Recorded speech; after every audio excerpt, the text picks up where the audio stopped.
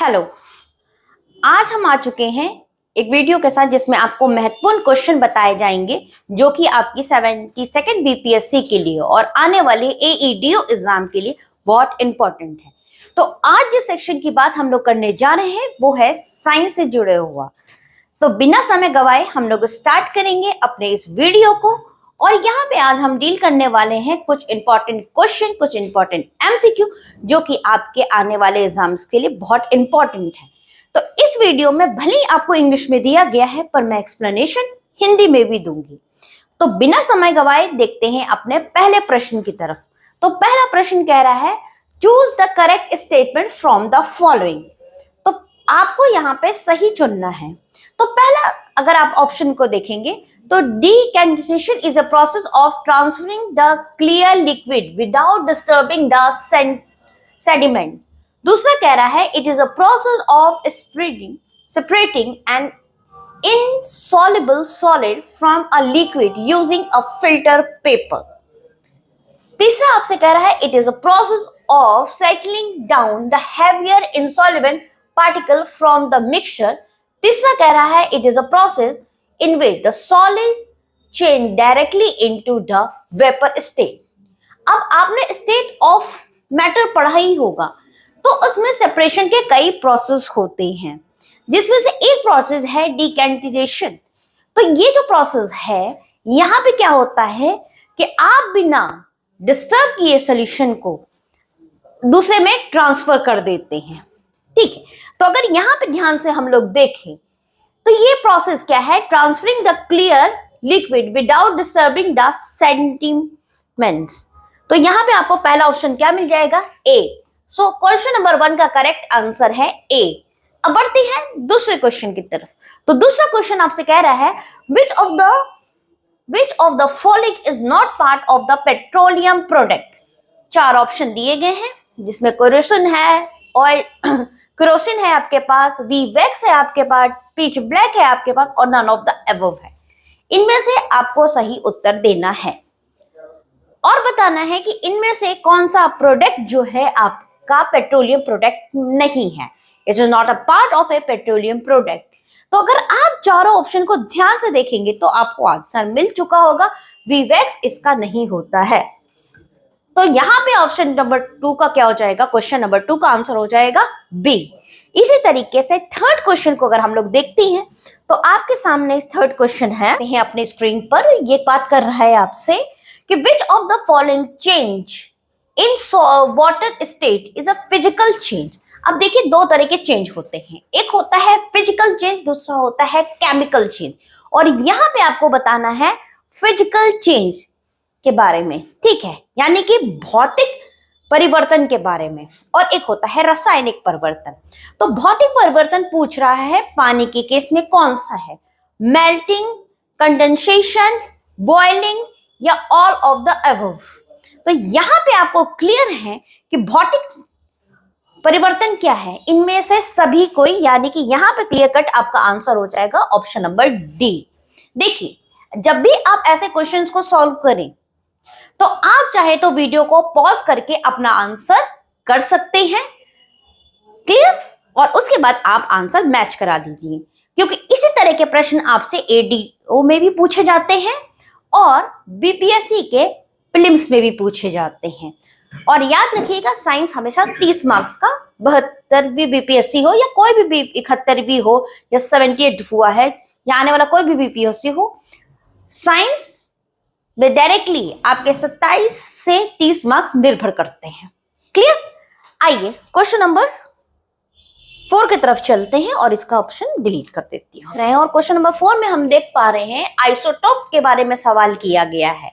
अब आइसोटोप के बारे में सवाल किया गया है कि isotope of an element have.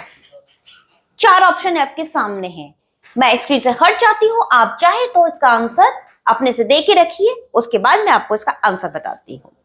I hope कि आपने आंसर दे दिया होगा। अब ऑप्शन ए बात करता है different chemical and physical property. ध्यान दीजिएगा हम आइसोटोप्स की बात कर रहे हैं जो कि आपको एटम चैप्टर में पढ़ना है। ऑप्शन बी कहता है similar chemical and physical property होती है। सी कहता है similar chemical but different physical property होती है, और डी ऑप्शन कह रहा है similar physical but different chemical property होती है। तो अगर हम क्वेश्चन नंबर 4 को ध्यान से देखें और आइसोटोप के बारे में आपने पढ़ा है, तो आपको करेक्ट आंसर यहाँ पे मिल चुका है, and the correct answer is option number C, यानी कि similar chemical but different physical property. Now question number 5 की तरफ चलते हैं, और क्वेश्चन नंबर 5 पूछ रहा है which of the following is true when a ball fall from a tree? क्या होता है जब कोई गेंद पेड़ से गिरती है? तो आपके पास फिर से 4 ऑप्शन है और आपको सही उत्तर को चुनना है। तो पहला ऑप्शन कहता है only the earth attract the ball, यानी कि सिर्फ और सिर्फ पृथ्वी बॉल को अपनी ओर खींचती है। ऑप्शन नंबर बी कह रहा है only the ball attract the earth, यानी कि बॉल पृथ्वी को अपनी ओर खींचती है। ऑप्शन नंबर सी कह रहा है both ball and earth attract each other, यानी कि जो बॉल है और अर्थ है वो दोनों एक दूसरे को खींच रही हैं, यानी कि दोनों एक दूसरे पर गुरुत्वाकर्षण बल लगा रही हैं। और ऑप्शन नंबर डी कह रहा है both ball and earth repel each other, यानी कि एक दूसरे को धक्का दे रही हैं। अब मैंने आपको बता दिया है कि यहाँ पे ग्रेविटेशनल फोर्स की बात की जा रही है, और आप सब जैसा जानते हैं कि ग्रेविटेशनल फोर्स में दोनों तरफ से बल लगाया जाता है, जिसका बल ज्यादा होता है वो उसको अपने तरफ खींच लेता है। तो यानी कि यहाँ पे सही उत्तर क्या हो जाएगा आपका सी, यानी कि option number C is the correct answer. Now question number 6 की बात करते हैं, और क्वेश्चन नंबर 6 में कह रहे हैं the process of loss of the water by the plant through the leaf is called. ठीक है, पत्ती द्वारा क्या होता है, पानी का लॉस होता है, उस प्रोसेस को क्या कहते हैं, उस प्रक्रिया को क्या कहती है, ये प्रश्न आपसे कर रहा है। तो पहला ऑप्शन है एवेपोरेशन, दूसरा है कंडेंसेशन, तीसरा है फोटोसिंथेसिस, और चौथा है ट्रांसपिरेशन। तो बहुत सिंपल है एंड बेसिक एनसीईआरटी से, क्योंकि आपके एग्जाम में बेसिक एनसीईआरटी से क्वेश्चंस आते हैं। क्लियर, और यहाँ पे आपको क्लियर कट आपका आंसर मिल चुका होगा। यहाँ पे क्लियर कट आंसर है ट्रांसपिरेशन। तो क्वेश्चन नंबर 6 का करेक्ट आंसर होगा डी, यानी कि ट्रांसपिरेशन। नेक्स्ट क्वेश्चन जो आपकी स्क्रीन पे है वो है बायो से। The adrenal gland is located above which part of the body? Adrenal gland यानी कि आपका स्ट्रेस ग्लैंड जिसको कहा जाता है, जो कि स्ट्रेस हार्मोन सेक्रेट करता है, वो कहाँ लोकेटेड है? किडनी पे, हार्ट के ऊपर, ब्रेन के ऊपर, या लंग्स के ऊपर? अगर आपने ठीक से बायोलॉजी और उसमें एंडोक्राइन ग्लैंड चैप्टर पढ़ा है तो आपने इस डायग्राम को जरूर देखा होगा। मैं थोड़ी डायग्राम में गलत बना लूं, लेकिन तुम लोग थोड़ा सा इसको किडनी ही मान लेना, ठीक है? देखो ये किडनी हो गई, और किडनी के ऊपर ये ब्लू कलर से मैं बना देती हूं एड्रिनल ग्लैंड। ठीक है, तो यानी कि यहाँ पे आपको करेक्ट आंसर मिल चुका है। करेक्ट आंसर हमारा क्या होगा? ऑप्शन ए, यानी कि किडनी। ऑप्शन ए यानी कि kidney. Clear? Now question number 8 को देखते हैं, और क्वेश्चन नंबर 8 क्या कह रहा है? Which of the following phenomena of the light result in mirage? Mirage का नाम सुना है? मिराज कैसे बनता है? तो रेयरफेक्शन ऑफ द लाइट से बनता है, रिफ्लेक्शन ऑफ द लाइट से बनता है, टोटल इंटरनल रिफ्लेक्शन से बनता है, या डिफ्लेक्शन ऑफ द लाइट से बनता है। क्वेश्चन नंबर 8 बहुत इजी है, बहुत बेसिक है, और फिजिक्स में लाइट चैप्टर से रिलेटेड है। इसका आंसर करेक्ट क्या हो जाएगा? यहाँ पे हो जाएगा टोटल इंटरनल रिफ्लेक्शन से आपका मिराज का फॉर्मेशन होता है। Is that clear? तो क्वेश्चन नंबर 8 का आंसर क्या हो जाएगा? सी हो जाएगा। ये क्वेश्चन नंबर 9 क्या आप कह रहा है आपसे कि विच of the following phenomena contribute in the blue colour of the sky? पानी के साथ स्काई भी ब्लू होती है, क्यों स्काई ब्लू कलर की है? ये आपसे सवाल पूछा जा रहा है, तो उस फिनोमिना का नाम बताना है। आपके पास 4 ऑप्शन फिर से हैं, और ये भी चैप्टर लाइट से पूछा गया है। ये जो क्वेश्चंस हैं वो आपके लाइट चैप्टर के हैं। Now deflection of the light, scattering of the light, total internal reflection of the light, और reflection of the light from the earth. तो क्वेश्चन नंबर 9 आपसे पूछ रहा है कि आसमान का कलर नीला क्यों है? क्योंकि आसमान का कलर तो हमें नीला दिखाई देता है, तो क्या इसकी वजह है? तो याद रखना कि आसमान का कलर नीला इसलिए होता है क्योंकि स्कैटरिंग ऑफ लाइट होता है, यानी कि ब्लू कलर ज्यादा फैलता है, ज्यादा स्कैटर्ड होता है, इसलिए हमें आसमान का कलर कैसा दिखता है? नीला दिखता है। नाउ क्वेश्चन नंबर 10 को देखते हैं। Which of the following metal is least reactive? यहां पे अगर आपने रिएक्टिविटी सीरीज पढ़ी होगी तो इस क्वेश्चन का आंसर आप इजीली दे सकते हैं। क्वेश्चन नंबर 10 में आपसे पूछा जा रहा है लीस्ट रिएक्टिव कौन है। तो अगर लीस्ट रिएक्टिव की बात की जाए तो यहां पे गोल्ड लीस्ट रिएक्टिव है। क्लियर? ये बेसिक केमिस्ट्री से क्वेश्चन है, रिएक्टिविटी सीरीज से क्वेश्चन है, और हर साल इस तरह के क्वेश्चंस आपके कॉम्पिटिटिव एग्जाम्स में आते रहते हैं। नाउ क्वेश्चन नंबर 11 की बात करते हैं। Which of the following non-metal is a gas at a room temperature? Room temperature पे पूछा जा रहा है कौन सा नॉन मेटल, ध्यान दीजिएगा नॉन मेटल की बात की जा रही हो, अधातु की बात की जा रही है, जो कि रूम टेम्परेचर पे क्या है? गैस है। और चार ऑप्शन आपके सामने हैं, सल्फर, ब्रोमीन, आयोडीन, कार्बन। आपको इन चारों में से बताना है सही उत्तर कौन सा होगा। एक बार खुद भी ट्राई कीजिए। क्वेश्चन नंबर 11 सिंपल क्वेश्चन है, बताना है नॉन मेटल जो कि रूम टेम्परेचर पे क्या है? गैस है। इन चारों में से कौन सा होगा? सल्फर, ब्रोमीन, आयोडीन या कार्बन? अगर इसको ठीक से देखें तो आंसर होगा bromine. Is that clear? Question number 12 पे आते हैं हम लोग। क्वेश्चन नंबर 12 में मिथाइल ऑरेंज की बात की जा रही है।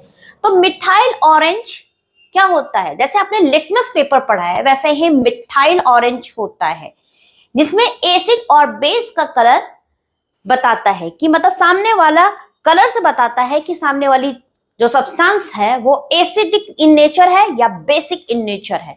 तो आइए बात करते हैं मिथाइल ऑरेंज की। तो ऑप्शन नंबर ए कहता है एसिडिक मीडियम में ये पिंक हो जाता है, बेसिक में ये येलो हो जाता है। ऑप्शन नंबर बी बात करता है मिथाइल ऑरेंज एसिडिक मीडियम में येलो और बेसिक में पिंक हो जाता है। या ऑप्शन नंबर सी कहता है एसिडिक में ये कलरलेस और बेस में ये पिंक होता है। और ऑप्शन नंबर डी कहता है पिंक होता है एसिडिक मीडियम में और कलरलेस होता है बेसिक मीडियम में। तो acid base and salt chapter जो आपके एनसीईआरटी का है वो क्लियर कट यहाँ पे बताता है आपको सही ऑप्शन, और सही ऑप्शन आपका ए है। पिंक होता है एसिडिक मीडियम में और येलो होता है बेसिक मीडियम में। Is that clear? आइए 13 नंबर पे चलते हैं और 13 नंबर कह रहा है the function of quick lime in a soda lime mixture is to. Quick lime का फंक्शन पूछा जा रहा है सोडा लाइम में, क्या है? Absorb the moisture present in the soda lime.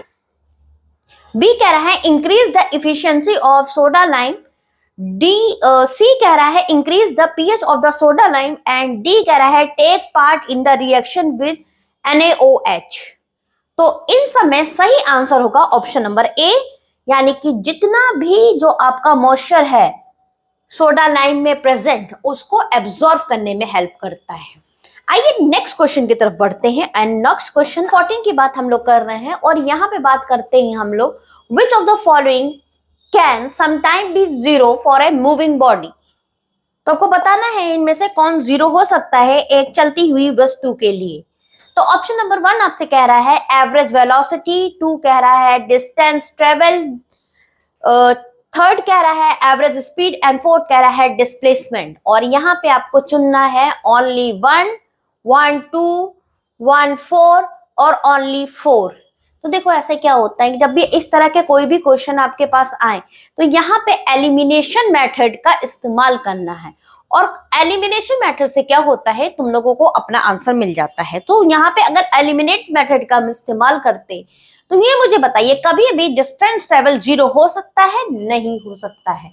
तो यानी कि ऑब्वियस ही बात है जिसमें भी 2 होगा वो हमारा आंसर हो ही नहीं सकता। तो देखिए किसी में 2 है, जी हाँ 2 है, यानी कि ऑप्शन नंबर बी तो हमारा आंसर कभी नहीं हो सकता। ना एवरेज वेलोसिटी, एवरेज स्पीड और एवरेज डिस्प्लेसमेंट में से क्या जीरो होगा? तो अगर डिस्टेंस ही नॉन जीरो होता है तो क्या स्पीड कभी जीरो हो सकती है? नहीं हो सकती है। क्योंकि डिस्टेंस बाय टाइम होता है स्पीड।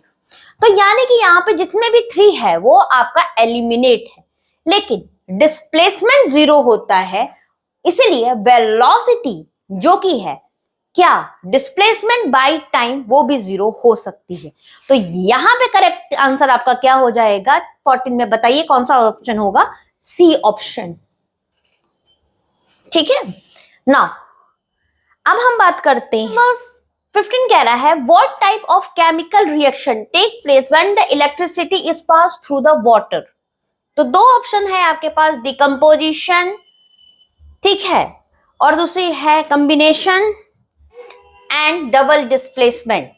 तो मुझे बताइए कि इनमें से कौन सा आंसर सही होगा। मैं फिर से जाऊंगी। Of the body is controlled by cerebellum, medulla oblongata, pons या सेरिब्रम।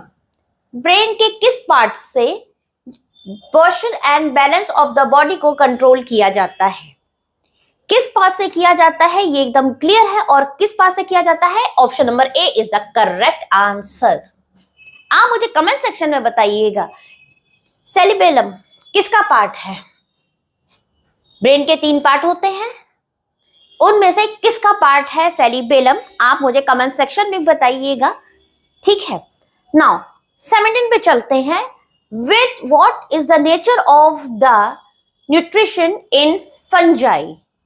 4 ऑप्शन आपके सामने है, सेप्रोफाइट्स है, पैरासाइट है, मिक्स ऑर्थोट्रॉप है या ऑटोट्रॉप है। आपको इनमें से बताना है कि फंजाई का मोड ऑफ न्यूट्रिशन क्या है, और अगर आप देख पा रहे हैं तो option number A is the correct answer, saprophytic है वो। क्लियर? नाउ क्वेश्चन नंबर 18 को अगर ध्यान से देखें, विच of the following disease is not sexually transmitted? तो 4 आपके पास ऑप्शन है और आपको बताना है इनमें से सेक्सुअली ट्रांसमिटेड कौन सा डिजीज नहीं होता है। तो ध्यान से देखिए और इसको आंसर करने की कोशिश कीजिए कि इन चारों में से कौन सा डिजीज है जो नॉन सेक्सुअल ट्रांसमिटेड डिजीज है। और सेक्सुअली और नॉन सेक्सुअली का मेरे ख्याल से आप लोग मतलब अच्छे से समझते होंगे। तो अगर आप ध्यान से देखो तो हेपेटाइटिस जो होता है वो आपका नॉन सेक्सुअल ट्रांसमिटेड डिजीज है। Now next, the blue appearance of the sky is due to. शायद ये क्वेश्चन रिपीट हो गया है, लेकिन फिर भी आप ट्राई कीजिए, इससे पता चलता है कि आपकी मेमोरी कितनी शार्प है स्कैटरिंग ऑफ द लाइट से। ठीक है, नाउ क्वेश्चन नंबर 20 पे चलते हैं। The process in which non biodegradable, ध्यान दीजिएगा नॉन बायोडिग्रेडेबल की बात की जा रही है, non biodegradable plastic accumulate in increasing amount at each tropical level within the food chain is referred to biomagnification, eutrophication, population accumulation। क्या होगा? आपने ये एग्जाम्पल देखा है कि जो माइक्रोप्लास्टिक है वो आपकी छोटी मछली खाते हैं, उसके बाद उसको बड़ी मछली खाती है, फिर उसको बड़ी मछली को हम खाते हैं। तो मानिए कि छोटी मछली ने अगर अपनी पूरी लाइफ में 1 ग्राम, स्मॉल फिश ने अपनी लाइफ में 1 ग्राम खाया, और उसको किसने खाया? बिग फिश ने, और उसने ऐसी 10 छोटी मछली खाई, तो उसमें कितना हो गया पोल्यूशन? 10 ग्राम्स। और उस बड़ी मछली को मैन ने खाया, यानी कि हम लोग ने खाया, और ऐसे हम लोगों ने 10 बड़ी मछली खाई, तो हमारे में क्या हो गया? 100 ग्राम। तो सवाल यही पूछा जा रहा है, इस प्रोसेस को क्या कहा जाता है? एनसीईआरटी क्लास 12 इन्वायरमेंट के चैप्टर में इस टर्म के बारे में बताया गया है, और इस टर्म को हम लोग कहते हैं बायोमैग्निफिकेशन। यही होता है बायोमैग्निफिकेशन। आप मुझे कमेंट सेक्शन में बताइएगा कि यूट्रोफिकेशन का क्या मीनिंग होता है। अल्गल ब्लूम से रिलेटेड है, यूट्रोफिकेशन का क्या मीनिंग होता है, इसको आप कमेंट सेक्शन में बताइएगा। नाउ नेक्स्ट क्वेश्चन की तरफ चलते हैं हम लोग, जो कि नेक्स्ट क्वेश्चन है आपका question number 21। And question number 21 कह रहा है what should be the core of the electromagnet. Electromagnet के बारे में पूछा गया है कि उसका कोर क्या होगा? एक hard iron, soft iron, rust iron, या इसमें से कोई नहीं। ये सेकंड लास्ट क्वेश्चन है हमारे डे का। आप मुझे इसका कमेंट बताइए कि इसका क्या राइट आंसर होगा। तो अगर ध्यान दिया होगा आपने तो सॉफ्ट आयरन जो होता है वही होता है कोर ऑफ द इलेक्ट्रोमैग्नेट का। नाउ नेक्स्ट क्वेश्चन की तरफ चलते हैं। In which medium does the light have the maximum velocity? Light की किस डेंसिटी में मैक्सिमम, ध्यान दीजिएगा मैक्सिमम और मिनिमम से क्वेश्चन बनता है, तो मैक्सिमम वेलोसिटी होती है। पहला ऑप्शन है ग्लास, दूसरा है डायमंड, तीसरा है वैक्यूम, वाटर। इनमें से बताइए किसमें मैक्सिमम वेलोसिटी होगी? किसकी मैक्सिमम वेलोसिटी पूछा गया है? लाइट की वेलोसिटी पूछा गया है। चार ऑप्शन के आपके सामने है, ग्लास, डायमंड, वैक्यूम या वाटर। अगर आप इसको ढंग से देख पा रहे हैं तो आपको आंसर मिल चुका है। आप मुझे बताइए कि इसका सही आंसर क्या होगा। मैं स्क्रीन से हट जाती हूं ताकि आप लोग खुद से भी आंसर दें। तो इसका सही आंसर होगा वैक्यूम में। अगर यहाँ पे एयर होता तो एयर भी इसका सही आंसर हो सकता था। नाउ नेक्स्ट क्वेश्चन की तरफ बढ़ते हैं और नेक्स्ट क्वेश्चन आपसे, the device use for producing the electric current is called a motor, a galvanometer, a ammeter, a generator. ध्यान दीजिएगा इस तरह के क्वेश्चन बीपीएससी में पूछे जाते हैं और एईडीओ के एग्जाम में भी पूछे जाते हैं। क्वेश्चन नंबर 23 का आंसर आप लोग बताइए क्या होगा। तो यहां पे इसका आंसर है जनरेटर। क्लियर? और ये आपके बीपीएससी में इस तरह के क्वेश्चन पूछे गए हैं। नाउ क्वेश्चन नंबर 24 की बात करते हैं। The direction of the force of a current carrying conductor in a magnetic field is given by, चार ऑप्शन है, left hand thumb rule, Fleming right hand rule, right hand thumb rule या Fleming left hand rule. 24 का try कीजिए, answer क्या होगा। Video को pause करके अपने आंसर को दीजिए और इसका सही आंसर होता है Fleming right hand, sorry Fleming left hand rule. Clear? तो फ्लेमिंग लेफ्ट हैंड रूल से हम लोग क्या करते हैं, डायरेक्शन ऑफ द फोर्स को निकालते हैं। Clear? Direction of the force को हम लोग निकालते हैं। नाउ आज का लास्ट क्वेश्चन ये है, थ्योरी ऑफ नेचुरल सिलेक्शन किसने दिया था? थ्योरी ऑफ नेचुरल सिलेक्शन किसने दिया था? और भाई साहब ये इसका क्रेडिट हम लोग चार्ल्स डार्विन को देंगे। इसका क्रेडिट हम लोग चार्ल्स डार्विन को देंगे। आज यहां पर 25 इंपॉर्टेंट क्वेश्चन साइंस से रिलेटेड खत्म होते हैं। आई होप आप लोगों के लिए ये 25 इंपॉर्टेंट क्वेश्चन यूजफुल प्रूव होंगे। इसके साथ मैं आपको बेस्ट विशेस देती हूँ। Have a nice day.